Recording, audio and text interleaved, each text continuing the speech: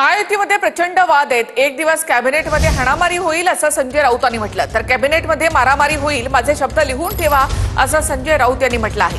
महायुतीमध्ये आलबेलय, खूप समन्वयानं सगळं चाललंय असं उत्तर चंद्रकांत पाटलांनी दिलंय। खळखळ असेल तरच ते जिवंतपणाचं लक्षण असतं असंही चंद्रकांत पाटलांनी म्हटलं आहे।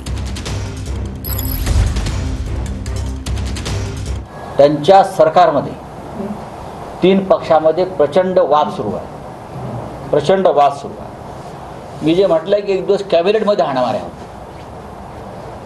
एक दिवस त्यांच्या कॅबिनेटमध्ये तुम्हाला हाणामाऱ्या झालेल्या दिसतील। बघा तुम्ही, हे माझं वाक्य तुम्ही लिहून ठेवा, मार्क दिस वर्ड्स, कॅबिनेटमध्ये मारामाऱ्या।